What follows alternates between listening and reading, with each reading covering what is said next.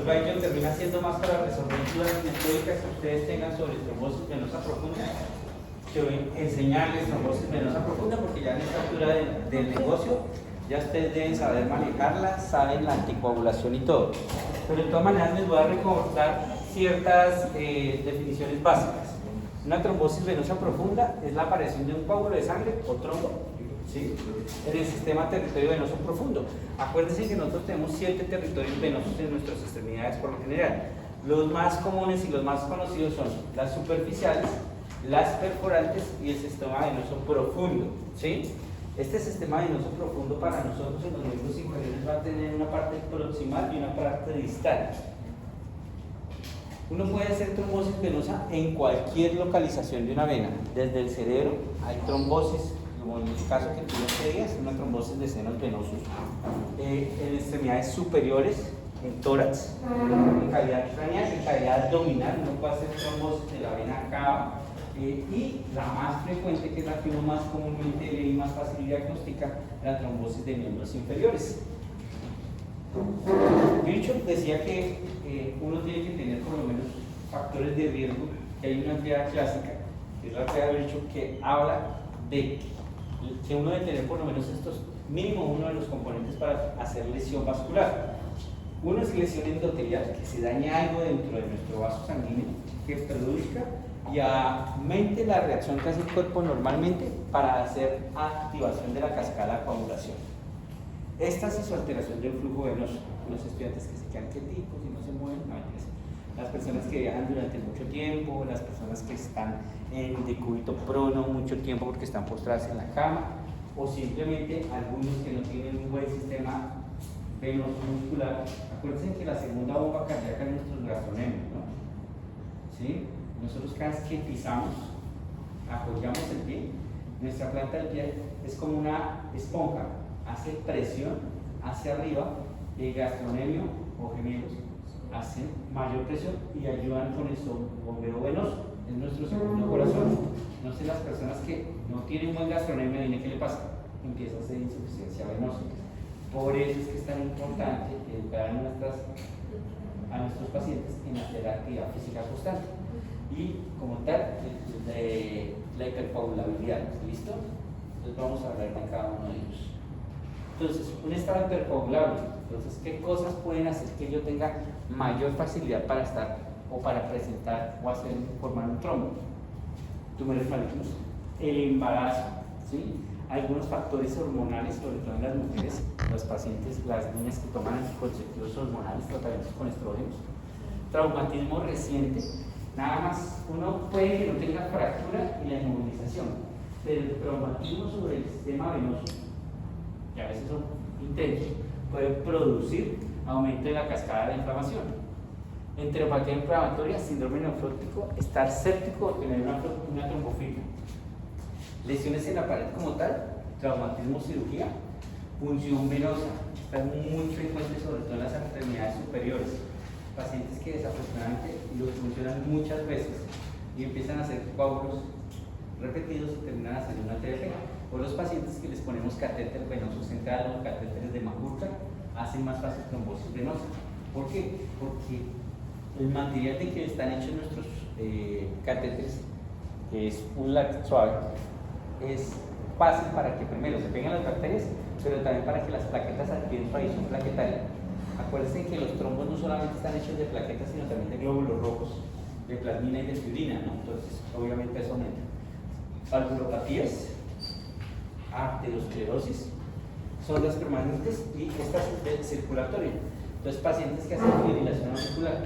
Acuérdense que la fibrilación auricular, la fibrilación auricular promueve una circulación inadecuada del corazón, lo que va a hacer que la auriculilla de más tiempo la sangre y pueda adherirse mucho más fácil y disminuir la ambulancia.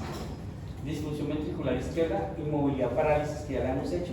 Insuficiencia venosa o varices, como vemos en la imagen que tenemos al lado.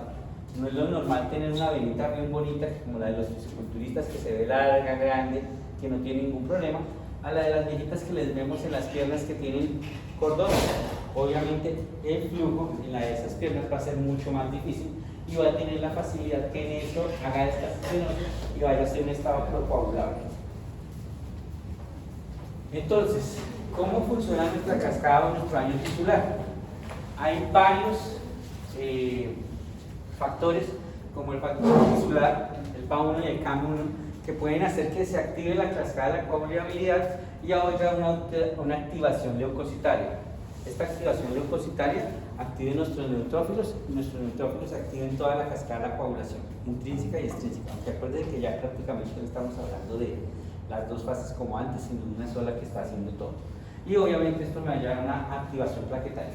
La activación plaquetaria va a adherirse a nuestras paredes del vaso, va a ser una malla inicialmente de plaquetas sumada a fibrina y los glóbulos rojos se van a ir atrapando en ella, de tal forma que hacen una obstrucción.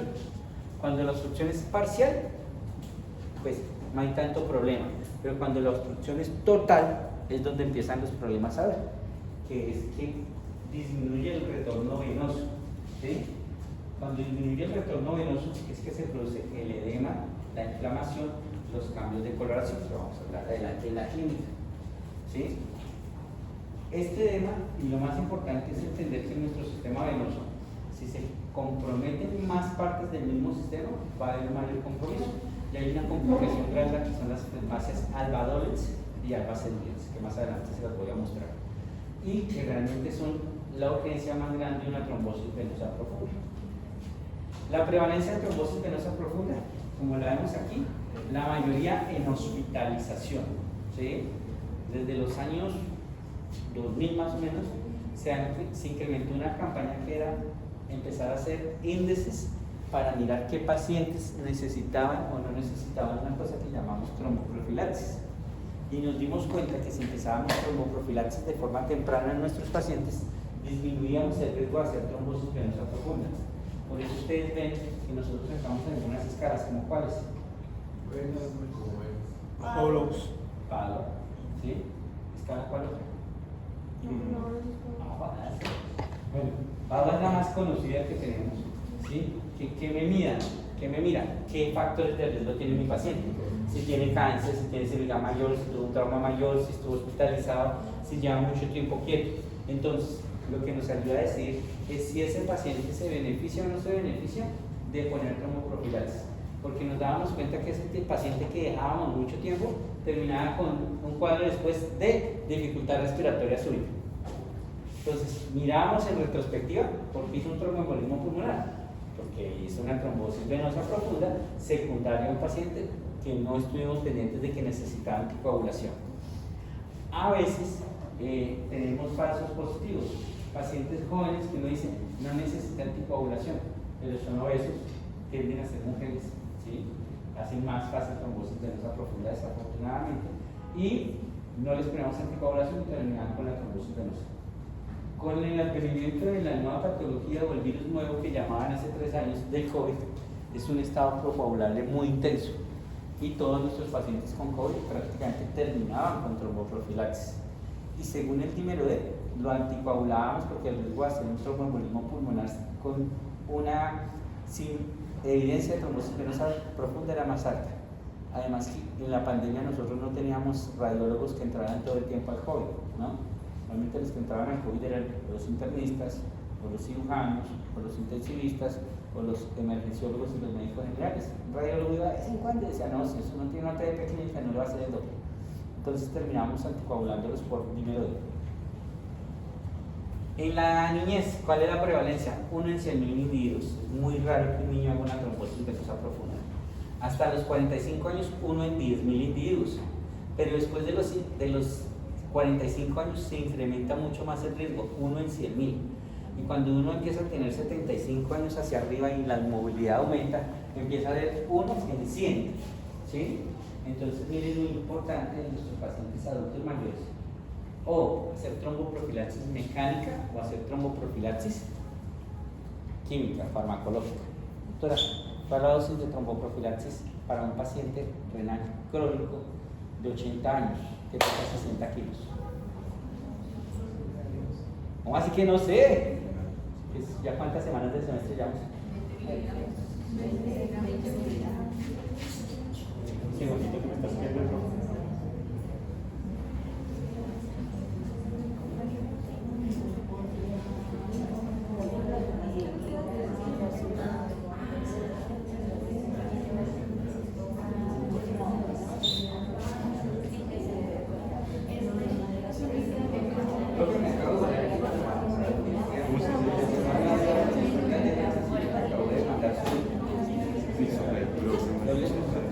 No, la señora es una, parece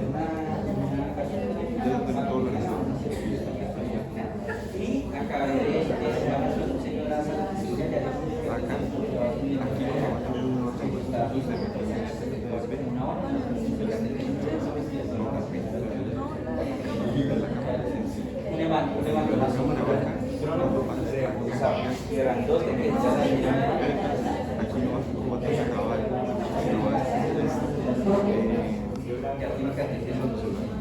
y ya firmé la aceleración de la 3 para poder que después de esa licencia pasar a esa señora y esa señora para que no lo quiera regresar.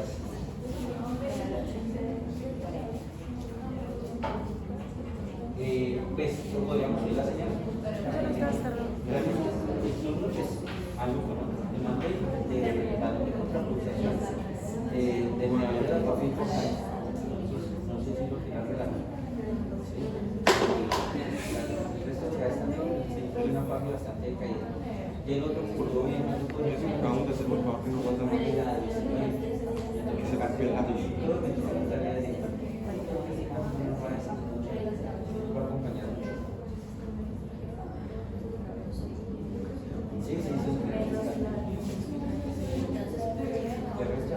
Los otros corazones están bien. Solamente las tres. El corazón del 1 yo pensaría que lleva apenas 2 días, pero está muy bien, lo mandé desinvadir totalmente. Y el corazón del 18 también lo mandé desinvadir totalmente, está bien. Partes caminales del 18 y del 2 me dice que apenas lo sentaron ayer. Los demás por los todos escasos. Bueno, pues. Profe, gracias. Bueno.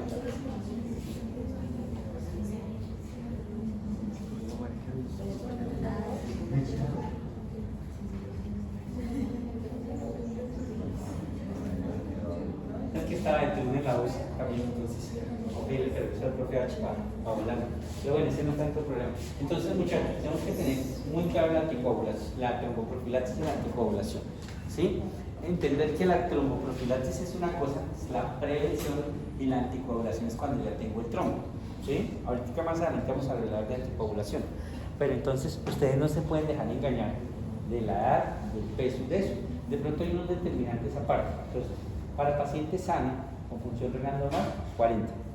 Para paciente con función renal alterada, 20. No importa la edad. ¿Sí? Y para paciente obeso por encima de 100 kilos, 60. ¿Sí? ¿Cuál es donde uno empieza a patinar? Paciente obeso por encima de 100 kilos con falla renal.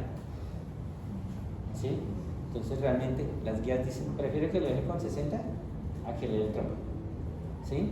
Paciente viejito, muy viejito, con buena función renal pero con peso bajo. Entonces esos viejitos que llegan así catéticos, que ustedes dicen esto lo levantamos con una mano que tengan como 40 kilos, a ese viejito sí déjenle 20. ¿Sí? Eso es lo que está fuera de la guía. Y uno dice, pues es que este paciente nunca me lo presentaron aquí en la guía y no está tan bien explicado. Pero uno lo va aprendiendo con el tiempo y lo va haciendo. Lo que dice la guía son 20, 40 veces. Listo, y se acaba el problema. En los gorditos tenemos otro problema, que ya son demasiado veces. Entonces uno no sabe si dejarlos con la enoxaparina, que es lo que ya más manejamos. A ustedes no les tocó como a mí, que nosotros nos tocaba elegir entre fraxiparina, la doctora siempre le tocó fraxiparina, dalteparina, enoxaparina, porque todavía los estudios no estaban 100% orientados y nosotros dábamos cuenta que la ventaja más grande era la de enoxaparina. La dalteparina es muy buena en cirugía ortopédica. Lo que pasa es que la han desplazado bastante por enoxa porque primero es más barato, más fácil de colocar y la gente se confunde menos con la dosis. ¿Listo? Buenas noches. No mentiras. Entonces, hasta ahí no nos confundamos. Entonces, cuando. Ay, madre, ¿esto por qué me quedo tan adelante? Primero la clínica, después nos devolvemos a esa que se me fue. La clínica es muy sencilla. lo que ya habíamos hablado nosotros. Si se dan cuenta, el Señor tiene dos pies derechos, ¿sí? No se vayan a confundir. Es para mostrarles el sistema venoso, dónde queda el tronco y cómo hacia la región distal empieza a haber edema. ¿Edema por qué? Porque empieza a haber éxtasis venoso, extravasación y apoptosis. Acuérdense que cuando las células hacen apoptosis, liberan más citoquinas, liberan más factor de necrosis tumoral alfa, interleuquina 2, interleuquina 6 y aumentan la lesión. Por eso nuestros pacientes aumentan el edema.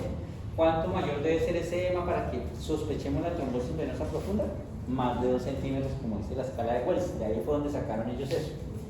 Habitualmente, el tobillo, la pantorrilla, inclusive hasta toda la pierna. Dolor en reposo de la extremidad afectada. Esta va a ser una de las cosas grandes que vamos a diferenciar con la enfermedad arterial oclusiva, ¿sí?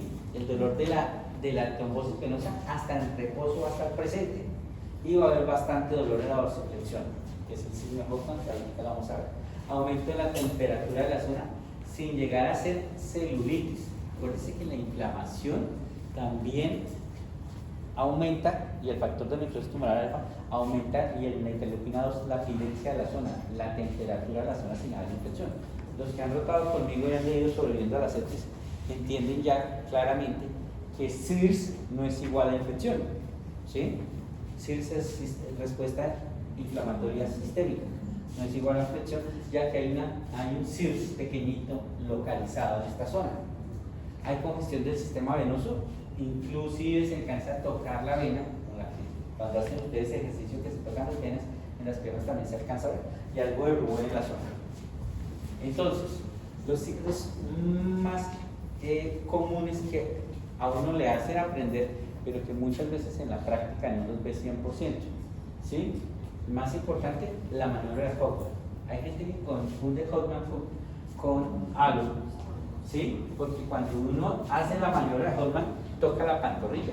Pero si se dan cuenta, aquí este man está tocando la parte distal del muslo. Por eso me gustó esta imagen, para que ustedes no se confundan, ¿sí? Uno toca y hace dorsiflexión del pie. Si eso produce dolor, aumenta la sospecha de diagnóstico, ¿sí? Halo es la presión sobre los músculos de la pantorrilla. ¿Listo? Prats es la aparición de venas centinelas cuando uno eleva la extremidad. Pear body es muy parecido, es un espasmo leve que se produce en los músculos de la pantorrilla al flexionar el pie, ¿sí? Hay mucha gente que lo confunde con el Hoffman. Y Low Weber es un test, realmente más que un signo, es un test que uno hace con un manómetro, lo eleva hasta cientos de 60 a 150 y aumentar la presión produce dolor, ¿sí? Decía un profesor mío, es hacer Hoffman pero con el tensiómetro, ¿sí? Se ha dejado de utilizar y realmente el que más utilizamos es el Hoffman y el Halo. Es muy difícil de encontrarlo realmente y si se dan cuenta, a muchos de nosotros no nos enseñaron a hacer, o si les enseñaron a hacer prácticas, es raro, ¿sí? Entonces, ¿cómo hacemos nuestro diagnóstico? Lo primero, tenemos que calcular una probabilidad diagnóstica de, primero, la clínica, segundo, mirar los signos o síntomas que puede tener el paciente al lado, o sea, los factores de riesgo, y con él nos vamos a hacer un puntaje Wells específico para trombosis venosa profunda. Acuérdense que también existe Wells para TEP.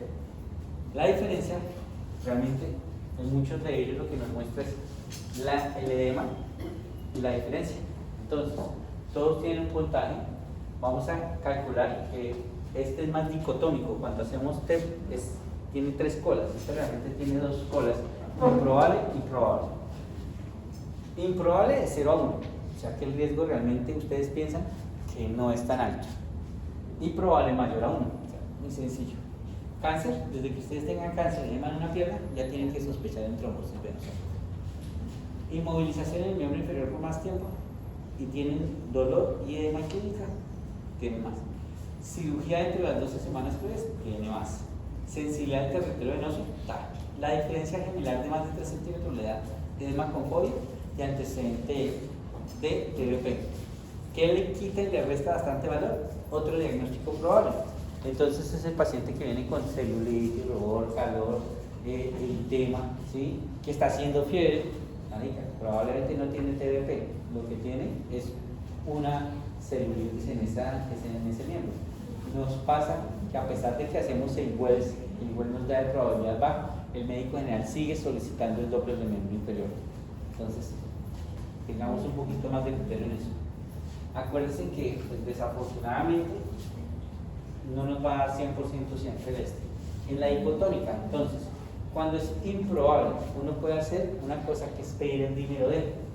El dímero D tiene alta sensibilidad pero poca especificidad. ¿Sí? ¿Qué quiere decir? Que me salga un dímero D positivo, ¿quién haga sentita que no se moja? Usted llega bañado a la casa y la novia le regaña. Sí, ¿cuál clase hasta las 10 de la mañana? Si yo ya gané a las amigas, a la Jenny dijo que no tenía clase. ¿Que dónde sacó ese gorrito? Entonces, el dímero D, si el dímero D es negativo, definitivamente no tengo trombosis en ninguna parte del cuerpo, porque acuérdense que el dímero D también me sirve para mirar pacientes que tienen tromboembolismo pulmonar, que es muy importante y ustedes lo tienen que tener muy claro, el momento en que piden el dímero D, ¿sí? Si ustedes empiezan a chuzar al paciente por todo lado, 2 o 3 venas o accesos venosos para tomarle al paciente, le hacen Doppler y le masajean allá, le toman gases arteriales, ¿sí? Lo ponen a caminar por todo el hospital y después a las 24 dicen, ay, a las 24 horas, hagámosle un dímero D. Ahí cómo le va a salir el dímero D a ese paciente. Falsamente positivo, porque con la primera función que ustedes le hagan al paciente, ya empieza a generar dímero D. Porque acuérdense que se activa cascada de la coagulación, ustedes están haciendo un daño endotelial ahí. Entonces, si ustedes hacen su proceso mental en su consultorio, decía uno de mis profesores, que el que no sale con el 70% del diagnóstico desde el consultorio, no tiene diagnóstico, ¿sí? Entonces, si ustedes saben ya diciendo, la probabilidad de este paciente de trombosis venosa profunda es baja, pero quiere estar 100% seguro, le pido el dímero de entrada, ¿sí? No a las horas, de entrada. No a esperar a que venga el internista, el emergenciólogo a pedirme el dímero D, no. Ustedes lo piden como médico general. Si definitivamente el dímero D me sale positivo, pues me toca hacer la ultrasonografía para comprobar, porque no todo dímero D es positivo. No, buenas noches, doctor. No todo dímero D es positivo. Si la TDP es probable, pues me salto el paso de pedirle el dímero D. Y una vez le pido otra vez y hago mi diagnóstico si me sale positivo o lo saco de una vez de mi pronóstico. Esto es un algoritmo mucho más fácil para que ustedes lo vean. Wells dímero D, la probabilidad baja y dímero D positivo, ecodoppler. Si es normal, no tiene TBP, ¿sí? Y tengo que buscar diagnósticos diferenciales. Si la probabilidad es baja y el dímero D positivo, el ecodoppler es normal, pues yo pensaría en algunos casos que es negativo, pero hay algunos pacientes que pueden volver o tienen una clínica muy clara de trombosis venosa profunda. Algunos clínicos prefieren repetir un ecodoppler entre 5 y 7 días, ¿sí? Entonces, ¿en cuáles? Pacientes que tienen antecedente de cáncer, que tienen el dolor, que ustedes le hacen el eco y no le ven el trombo. Ahorita vamos a mirar una imagen de un eco para mirar que es realmente lo que uno ve. Y el doppler sale negativo. Si ustedes su sospecha sigue siendo mucho más alta que otra cosa, a algunos clínicos pedimos un eco de control de 5 a 7 días. Por eso me gustó esta imagen. Y si la probabilidad baja, es clínica baja y el número de negativo, no tiene trombosis venosa profunda y el diagnóstico diferencial. A pesar de que algunos pacientes tengan un Doppler negativo, pero la probabilidad clínica sea muy alta, algunos prefieren hacer una cosa que se llama una fluorografía. Es muy raro que uno ya llegue a este punto, ¿sí? Este esquema tiene por lo menos unos 5 o 6 años y es muy raro que uno llegue a este punto por dos cosas. Primero, los equipos de Doppler color, ¿sí? Y Doppler pulsado han avanzado muchísimo, ¿sí? Uno antes tenía que, cuando hacía radiología, uno tenía que ponerle fe a las imágenes. Realmente las imágenes ahorita en Doppler color y Doppler pulsado son muy buenas y es muy raro que uno de los radiólogos escache una trombosis venosa profunda. Además que pues la experiencia y la curva les va haciendo que tengan mucha más sensibilidad para adquirir este conocimiento. Entonces, ¿cuáles son los signos ecográficos de una TBP? agudos ven el trombo hipoecogénico y crónico una mayor compresibilidad misma. En algunos pacientes el trombo agudo va a ser más homogéneo, va a tener más forma, y crónico va a ser heterogéneo. O sea, por decir que los trombos, la adhesión plaquetaria en el momento inicial va a ser toda la misma, pero con el tiempo, por el movimiento, por cambios en la coagulación, por cambios de tensión arterial, por compresibilidad, el trombo se va a desprender, va a ser embolias pequeñas. Ustedes tienen que entender que todos nosotros, todos los días, formamos trombos pequeños en nuestras piernas, ¿sí? Y se desprenden normalmente. Nuestro cuerpo es capaz de atrapar ese trombo, arreglarlo y limpiarlo. Pero cuando ya tenemos ciertas enfermedades, ciertas patologías, desafortunadamente ya no somos capaces de controlar ese trombo y terminamos haciendo trombosis o más extensas o tromboembolismo pulmonar, que muchas veces no son diagnosticados.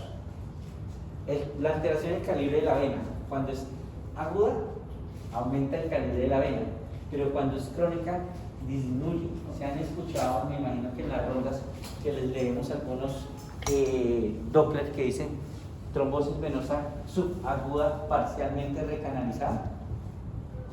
¿Se han escuchado eso en las rondas o no? Sí, a veces. ¿Sí? ¿Qué pasa? La vena inicialmente se dilató, hizo el trombo grande y el mismo cuerpo empieza a hacer como un taladro. Busca volver a recanalizar la vena para volver a utilizarla. Eso pasa en todos los sistemas, tanto en el circulatorio como en el venoso. ¿Qué es lo que pasa? Que en el circulatorio una obstrucción aguda pues va a producir mucho más daño que en el venoso, y en el venoso crónico va a haber una nueva recanalización para que pueda pasar. Ausencia de flujo y ausencia de compresibilidad de la vena. Entonces, ¿qué es lo que hacemos con el Doppler? Cuando uno ve la arteria y la vena, ¿sí?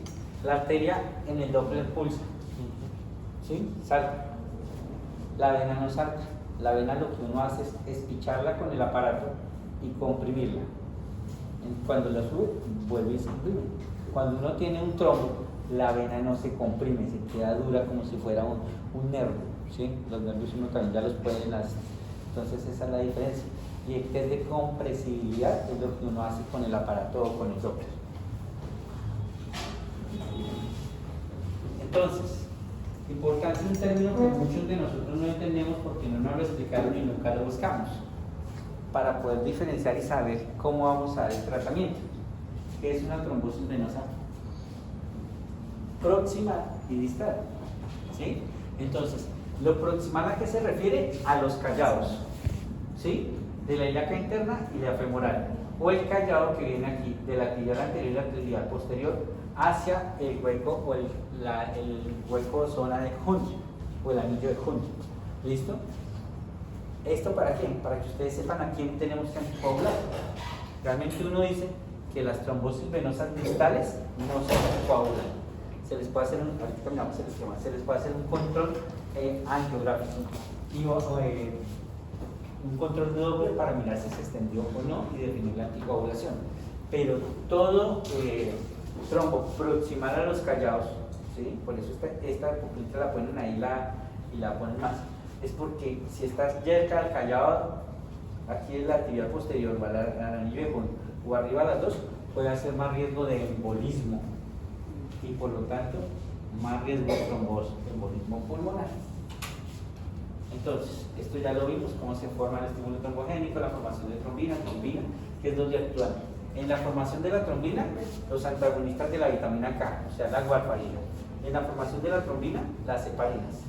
Y abajo, la activación de plaquetas, las drogas antiplaquetarias, y en la formación de la trombina, es donde vamos a ver el trombo como tal, qué es lo que vamos a hacer, o tratamiento trombolítico, angioplastia luminal, o tratamiento no luminal, cuando nos enfocamos en el trombo.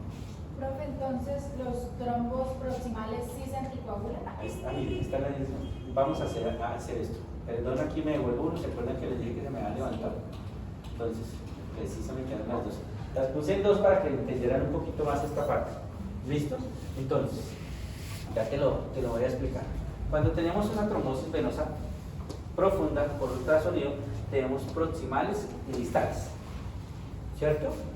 Las proximales tenemos que mirar. ¿Tienen alguna contraindicación para anticoagularse? ¿Sí o no? Entonces, ¿qué contraindicaciones conocemos para anticoagular en un paciente? Hemorragia aguda, ¿sí? Es un paciente que llegó con un trauma pero tiene una trombosis aguda, ¿sí? O un paciente que está sangrando en alguna parte, tiene un trauma abdominal, está sangrando la panza, pero también hizo una trombosis venosa en el mismo efecto porque se rompió la pierna. Entonces, si tengo un trauma hepático grado 3, que no es quirúrgico pero es observable, o un trauma renal que fue quirúrgico y todavía lo tengo que observar, no le puedo poner yo anticoagulación. Entonces, ¿qué voy a hacer? Voy a utilizar una cosa que se llama un filtro de vena cava. Ya les voy a mostrar cómo es un filtro de vena cava, que es sencillo. Es un aparatico que lo que hace es atraparme los coagulitos para que no se vayan hacia el pulmón. Acuérdense que cuando nosotros tenemos una trombosis venosa profunda, ya tenemos una patología instaurada. Lo que queremos es que no se nos complique esa patología. ¿Cuáles son las 3 complicaciones que tiene la trombosis venosa profunda, doctor? El más conocido, el tromboembolismo pulmonar, la fibromialgia celular y la traumasia celular. ¿Listo? Que es lo que nosotros queremos evitar. ¿Listo? Entonces, si tiene alguna, obviamente las plaquetas por debajo de 80.000 no le va a poner en nuestra heparina, o que tenga alguna alteración hemorrágica intracerebral. Entonces le pongo un filtro de vena cava. Si no tiene contraindicaciones de anticoagulación, entonces, si tiene una fibromialgia celular, lo anticoagulo con heparina sódica en infusión, mientras que llega el cirujano vascular y me hace la trombectomía mecánica o la trombectomía percutánea. Y si definitivamente no tiene fibromialgia celular, ya miramos el cuadro siguiente y vamos a mirar. Entonces, hacen un paréntesis así grande en el cerebro para terminar esta diapositiva y vamos a la otra. Las distales, si es sintomática, no le ponemos anticoagulación, sino antiagregación. Y si es asintomática, pues realmente miramos que no le vamos a colocar ninguna cosa. Entonces, ahora vamos hasta abajo. Yo no sé por qué se me subió. Entonces, ¿se acuerdan que decíamos los otros 3 que las sintomáticas distales, o sea, que hay dolor y todo, sí se anticoagulan? Entonces, las únicas que se anticoagulan son las trombosis venosas proximales y las distales pero sintomáticas, o las distales que tienen, se equivocó esa, suele pasar, o las distales que tienen mayor factor de riesgo. Entonces, ¿cuáles son las distales que tienen mayor factor de riesgo? El paciente obeso, que a pesar de que tiene una TDP distal, ustedes dicen, este man le va a progresar la TDP, no se va a mover. El paciente que está con inmovilización crónica o el paciente con cáncer, ¿sí? Ustedes dicen, sí, la TDP está aquí bien en el maleolo, pero uno con cáncer, la TDP se va a extender. Entonces, lo que uno prefiere hacer es anticoagular. Entonces, el problema es ahora con qué los vamos a anticoagular, ¿sí? Entonces, a los que no vamos a anticoagular, están observados, los vamos a observar durante 2 semanas. Si aumenta la extensión en las siguientes 2 semanas, o sea, los distales que aumentaron la extensión en el Doppler, los anticoagulamos. Los que no aumentan la extensión, nos quedamos quietos y no lo anticoagulamos. Y los que están estables, continuamos la vigilancia, pero ya no lo citamos al médico, sino le decimos, ven, siga con manejo antiplaquetario, vaya a su casa y si aumenta el dolor o algo, regresa. Los otros 3, ¿con qué los vamos a anticoagular? Con heparinas, warfarinas o heparinas de bajo peso molecular durante 3 meses algunos, y la alternativa incluye los factores directos de la anticoagulación. ¿Cuáles son los factores directos de la anticoagulación? En la clase que rivaroxaban, apixaban, todos los directos, ¿sí? Los otros tienen que utilizar las vías. Doctor, una pregunta. El fondaparinos inhibe una vez directamente al factor 10 Activado. Ese también es uno directo. Entre comillas, la enoxaparina y ellos funcionarían como directos, pero no los utilizamos en tratamiento crónico. Y a eso viene esta diapositiva. Sí que me la robé. Espérate para resolver. Bueno, dime y a ver si los podemos resolver juntos. Cuando le ponemos el filtro no se puede durar más de una. Bueno, ya vamos a ver, porque fue lo que les dije, ya les mostraba. Entonces, ¿A quiénes le ponemos cada terapia? Por eso yo hice esta, por ese no, la robé, me pareció muy chévere esta diapositiva porque me decía a quién le pongo tal o cual heparina. ¿Listo? Entonces, la heparina no fraccionada, la que viene en el frasquito y la ponemos en infusión. ¿Sí la han visto? ¿Sí? Entonces, ¿ella qué me va a mirar? ¿Cómo vamos a cuantificarla? Con el PTT, ¿se acuerdan? Y es reversible rápidamente, le ponemos protamina, o sea que es la que más rápida de todas estas otras podemos revertir, es la heparina no fraccionada, ¿sí? ¿Cómo anticoagulamos a un paciente con heparina no fraccionada? Le pasamos un bolo inicialmente de 80 unidades por kilo, más o menos casi siempre nos da casi que 5.000, y después le continuamos 18 unidades horas, y según el PTT definimos si le subimos o no le subimos. Hay un normograma para hacer esto. Búsquenlo, porque desafortunadamente pues esta no es la clase para aprender a anticoagular, pero sí lo tienen que tener claro. Entonces, ¿a qué paciente le empiezo yo heparina no fraccionada en el servicio de urgencias o en el servicio de hospitalización? Al paciente que va a llevar a terapia trombolítica o a terapia quirúrgica mecánica. ¿Por qué? Porque es el que le puedo decir, no le pongo más, ¿sí? O vuelvas a aprender. Porque cuando ustedes entran a cirugía o van a hacer trombectomía mecánica, necesitan parar por lo menos una hora antes la anticoagulación para que el riesgo de sangrado quirúrgico disminuya, ¿sí? Hay algunos cirujanos que están acostumbrados a operar anticoagulados, los cirujanos vasculares y los cirujanos cardiovasculares. Cuando uno mete al paciente en bomba de cirugía a corazón abierto, ellos le ponen heparina todo el tiempo, igual que los hemodinamistas cuando van a destapar en las arterias del corazón, todo el tiempo infunden heparina. Entonces el miedo, entre comillas, de muchos cirujanos generales es que el paciente le sangre. ¿Qué le ponemos? Heparina, porque me dicen, si me empieza a sangrar, ¿qué le hago? O se me rompió la vena cuando la estoy intentando manejar. Protamina.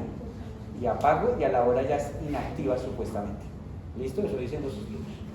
¿A quién le pongo heparinas de bajo coste molecular? Como el fondoparinol, al final lo fue como el fondoparinol. A estos pacientes con cáncer, ¿sí? Hasta hace un año, los estudios con los DOTS, no había estudios grandes que dijeran que funcionaban en el paciente con cáncer. Entonces, hasta hace un año, nosotros a todo paciente con cáncer que salía con trombosis venosa profunda, se iba con heparinas de bajo coste molecular. ¿Con cuál? Con la que usted quisiese y con la que su experiencia le dice que la maneje mejor. ¿Cuál es la que en Colombia manejamos mejor nosotros? La enoxaparina. Fondoparinox también es una buena opción y la manejamos bien. ¿Quién las maneja más? Los ortopedistas.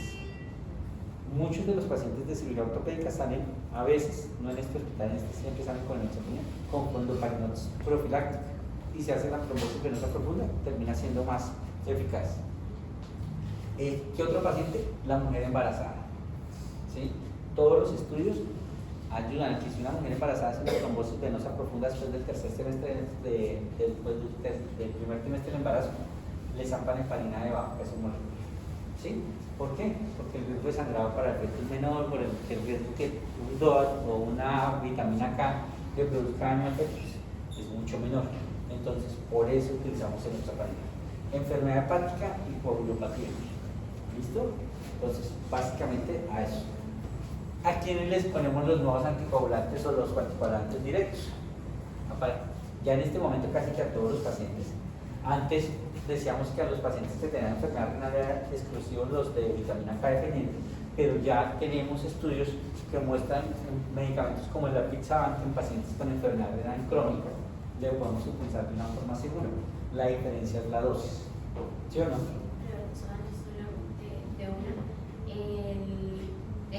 La pizza. Levaroxaban, ¿y cuál era el otro? La Vilacran, la Pixaban. Son dos dosis. La Entonces es Pixaban más son dos fácil. dosis y el Vilacran son dos dosis. Entonces, ciertos pacientes, digamos que tienen polifarmacia, Es es más fácil darle una darles sola una sola dosis, al contrario que otros. ¿Cuál es el problema en un país como el de nosotros con los DOATs? ¿Cuál?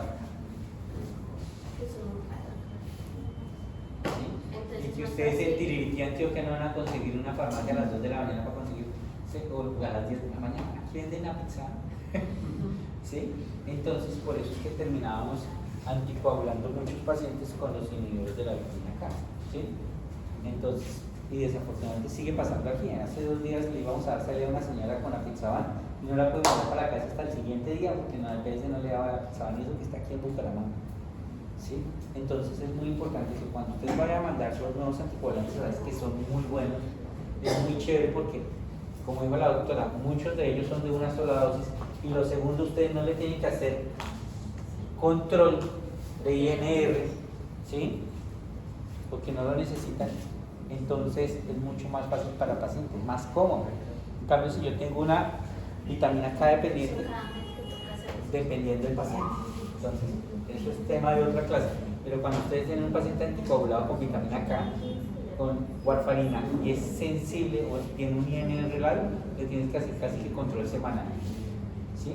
Después cada 15 días, después cada mes y después puede ser cada 3 meses cuando ya lo tienes controlado, pero que dependía también del laboratorio que te estaba dando el vitamina K dependiente. Entonces, el bueno, pero desapareció. Desafortunadamente se volvió muy barato para la casa comercial hacer Cumarín, porque la warfarina de Meca es más barata de hacer que Cumarín, pero la efectividad de la molécula no es la misma. Entonces terminábamos teniendo problemas con eso, que en cambio de darle 2.5 de warfarina al día terminábamos dándole 7.5 hasta 10, pues ahorita servía de 5, que ese era un problema grande que teníamos antes y ya no pasa. ¿Qué me gusta a mí mucho? La vitamina K, lo de los vitaminas K dependientes, que son fáciles de conseguir. Ustedes van a cualquier farmacia, es fácil y barato. Y segundo, que si pasa algo malo con el paciente, también es más fácil de revertir que estos dos. Porque con qué revierto las heparinas de bajo peso molecular, si una señora de 70 años tenía una trombosis venosa, se cayó y le dio después un sangrado cerebral, ¿con qué lo revierto? Los que estuvieron en clase conmigo antier, ¿con qué revierto los pacientes que tienen heparina de bajo peso molecular? Laura, sulfato-protamina, no. Entonces dice que la protamina es específico para los de aquí arriba. No. Acuérdense que es factor 10 activado. Entonces me tocaría ponerle factor 10 activado. ¿Y dónde encuentro el factor 10 activado? Una cosa que se llama Octaplex. Ay, sí.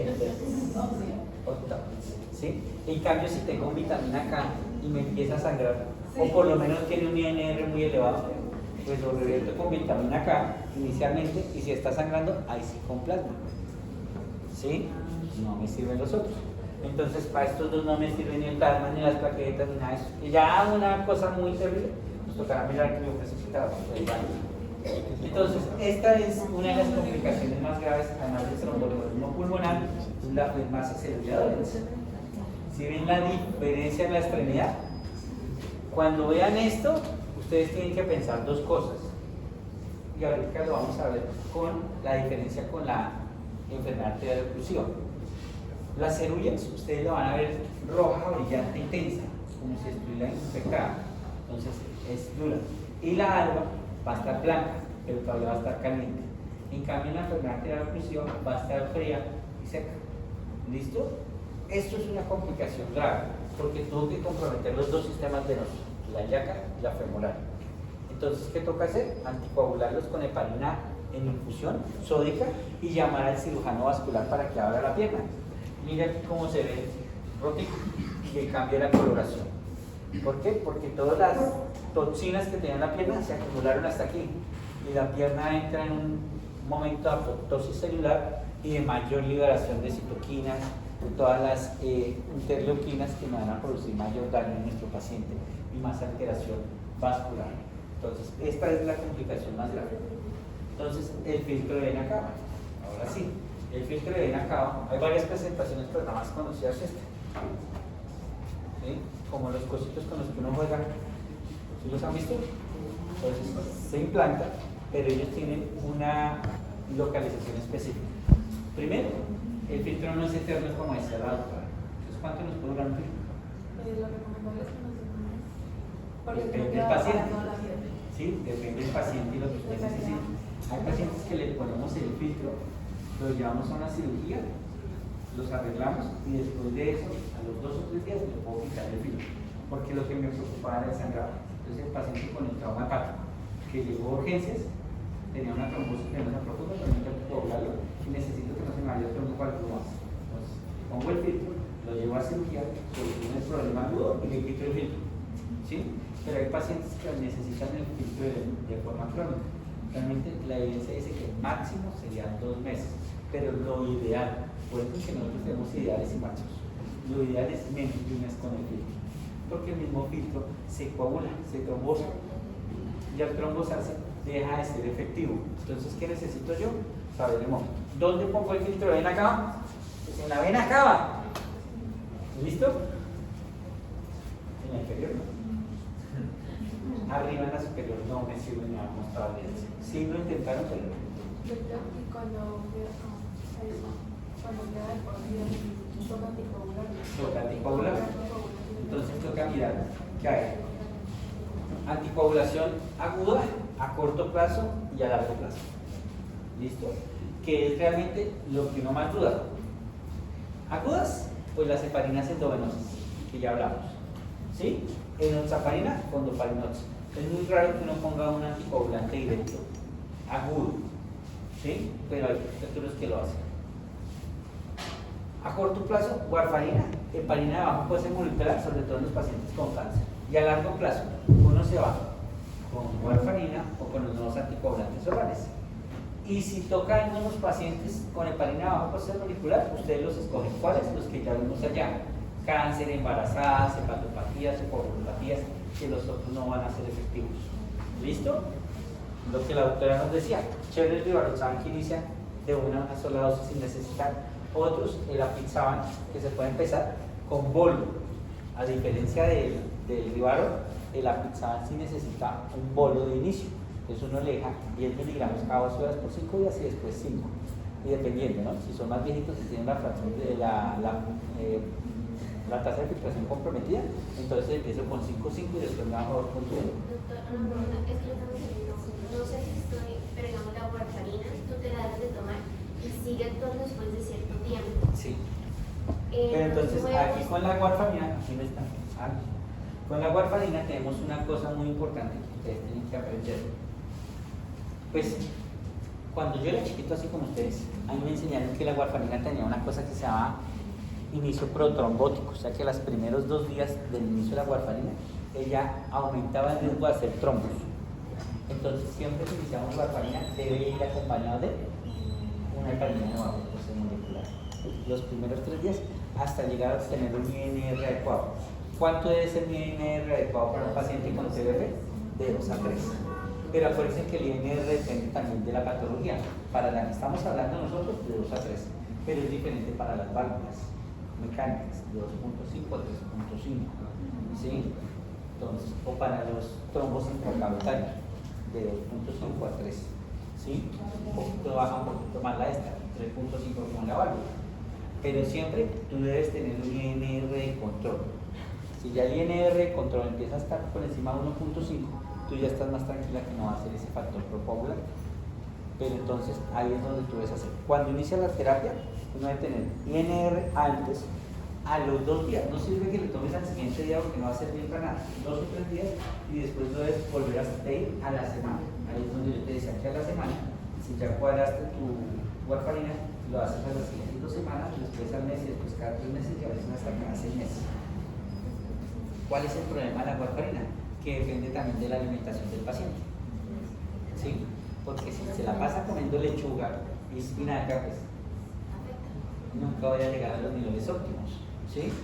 Si el paciente no se toma la warfarina como juicio, pues nunca va a llegar a niveles óptimos. Y después, doctora, supóngase que le va a tocar en su consulta hacerlo, entonces toca uno ya empezar a jugar como un cuadro de la warfarina. Porque hay pacientes que tienen INR lábil y yo personalmente empiezo con los viejitos en 2.5. Cuando llego al nivel óptimo, me quedo ahí. Pero si no llego rápidamente, me toca doblar la dosis a 5, que es lo que empieza uno con el paciente joven. Pero ¿qué pasa con ese viejito que me llega en 4? Y me dice, ni está anticoagulado, no está sangrando, pero necesito que se le baje un poquito. Entonces empieza a hacer dosis intermitentes. Eso es lo maluco de la warfarina, que depende ya de uno como clínico. Entonces le dejas un día 2.5, al otro día 5, 2.5, 5 y lo vas cuadrando. Hay pacientes que tienen un esquema loquísimos, 2.5, 2.5, 5, 2.5, 2.5, 5, pero eso se lo va dando el tiempo a uno y la experiencia. O sea, realmente no hay una guía que diga, al paciente de 70 años debes empezar así, ¿sí? Lo que dices, a los viejitos empieza de 2.5 a los jóvenes 5, pero después el cuadro crónico ya depende de la experiencia clínica de uno.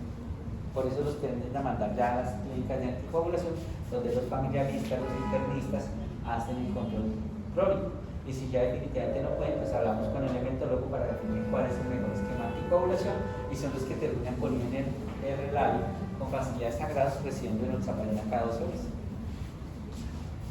Y entonces, doctora, ¿cuál es el esquema de anticoagulación con enoxaparina para un paciente de 75 años con una terapia? Es 1,5 miligramos por vez.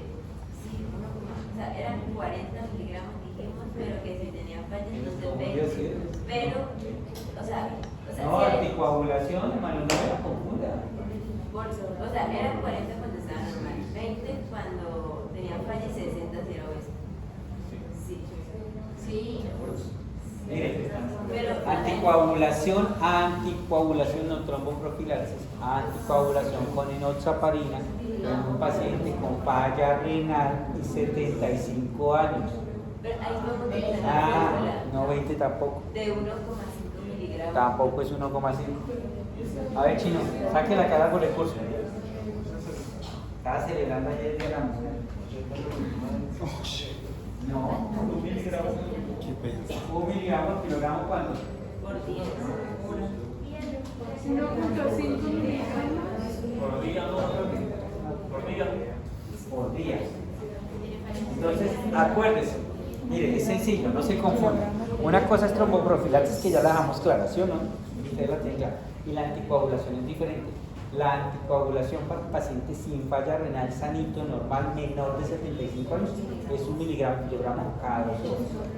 1, no 1,5, 1 cada 2 horas. ¿Sí?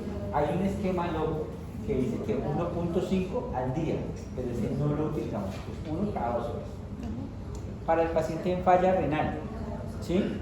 Debe ser o 0.5 cada 12 o 1 miligramo kilogramo día. Nosotros preferimos el día para no estar cruzándose 2 veces al día, es doloroso. No es esa agüita chica, pero después de 5 o 6 días uno cruza y forman pequeños moraditos ahí. Entonces es doloroso, uno no lo hace. Y para el paciente con función renal adecuada y mayor de 75 años, le ponen 75%. Entonces 0,75 por kilo cada 12 horas. ¿Sí? Y para este paciente que les dije que tiene 75 pero tiene falla renal, prima la falla renal, 1 miligramo por día o 0,5 cada 12, usted le gusta chutar al dígito. ¿Listo? Que es para que lo tenga claro, ¿listo? Me gusta aclararlo aquí porque es que la duda siempre existe. Entonces, situación clínica. TDP asociado a factor de riesgo transitorio, traumatismo, cirugía de movilidad, terapia estrogénica, sean cosas que ustedes pueden quitar rápidamente. La anticoagulación debe ser de 3 a 6 meses. Si es el primer factor de TDP y no tiene un factor reconocido, mientras que ustedes lo estudian y lo llevan al hematólogo al cirujano vascular, 6 meses. Si tiene deficiencia del factor B de Leydig, que es el factor genético más conocido, de 3 a 6 meses. Y si ya tiene otro factor hereditario, malignidad y todo, 1 año o indefinidamente. Y si es una TDP repetitiva y crónica, o se deja un primer año o se deja de forma indefinida según diga el esto. Entonces, esta la traje porque me gusta una cosa. Aquí arriba es embolismo pulmonar, pero aquí abajo es TDP, no por la diapositiva para que ustedes entendieran. Los pacientes que hacen flemasia sedúrea, que fue lo que les mostré, les debemos hacer una cosa, que es o trombectomía mecánica o trombectomía química, ¿sí? Que es trombolisis. A diferencia del tromboembolismo pulmonar, que por lo general hacemos la trombolisis sistémica, si aplicamos la streptokinasa o la urokinasa o el arteplase, que realmente es lo que más utilizamos ahorita, que es el arteplase, que es el directo para ellos, lo hacemos de forma sistémica en el TED. En la TEP lo intentamos hacer solamente intracatéter, o sea, se busca un catéter, se canaliza la vena y se tromboliza localmente, ¿sí? Mientras que llega el doctor cirujano vascular y nos hace la sacada del trombo. Entonces, otra cosa que yo les quería mostrar que no la había visto una cosa que normalmente ustedes no les enseñamos, trombosis venosa superficial. ¿Sí o no? ¿Tienen clase de trombosis venosa superficial? ¿No? Entonces, ahí la cosa. Entonces, acuérdense, es el sistema superficial el que está dañado. ¿Sí? En el primer dibujito, las venitas de afuera. ¿Cómo lo reconozco clínicamente? Lo toco, está indurado y le duele al paciente. También tiene rubor en algunas casas. A veces hacen una cosa que se llama tromboflebitis. ¿Sí? Manejo de ellos por lo general no es anticoagulación. Se hace una ecografía. Realmente, a mí me enseñaron que el diagnóstico es clínico. Yo toco la vena, le duele al paciente cuando le duele, está realmente caliente, manejo. Aspirina, antibiótico para la flebitis, para la inflamación y analgésico. Y se acaba el problema. Entonces, ¿qué tengo que yo mirar? Y es lo que me preocupa. Los factores de riesgo de exposición química. Si la TB, la trombosis venosa superficial no complicada y la extensión. Y la extensión quiere decir que no esté más cercana de los callados afenos. Porque si está cercana a los callados afenos, aumenta el riesgo de trombosis venosa profunda. Porque ese trombo que es superficial, que está pegadito al callado afeno, le debo tratar como una trombosis venosa profunda. ¿Listo? Y le debo el tratamiento y revalorarlo y mirar si hay progresión, hacer una nueva ecografía y ahí sí lo anticoagulo. Si tiene una menor de 5 centímetros al sistema venoso profundo o tiene afectación de las venas perforantes del territorio proximal de la safena mayor, debo considerar, sobre todo en pacientes obesos, hacer la ecografía y empezar el tratamiento anticoagulante. Son los únicos de las trombosis venosas superficiales que le damos. Entonces, menor de 3 centímetros, heparina de bajo proceso molecular a dosis y la duración sería como una trombosis venosa profunda. Mayor de 5 centímetros y menor de 3 centímetros de los callados sin factores de riesgo, AINES orales y revisión de 7 a 10 días. Listo, acuérdense que la aspirina es un AINE. Si es una trombosis superficial mayor de 5 centímetros y menos de 3 centímetros de los callados, debo mirar. Si tiene factores de riesgo asociados, lo anticoagulo. Si no tiene factores de riesgo anticoagulado, le dejo tromboprofilaxis, ¿sí? O inicio mínimo. Mi amigo Rivaroxaban, 10 miligramos cada 24 horas por 45 días. Entonces, si hay trombosis venosas superficiales que se anticoagulan, sí. ¿Listo? Las proximales a los callados y las que tienen más de 5 centímetros, más de 3 centímetros, de 5 centímetros de tamaño. ¿Listo? Porque ya es un trombo grandote. ¿Listo? Eso realmente a mí me toca aprenderlo solo. Nunca nos dan clase de eso. Bueno, ese por este lado, amigos. No me perdonan que nos tocó rápido, pero créanme que es que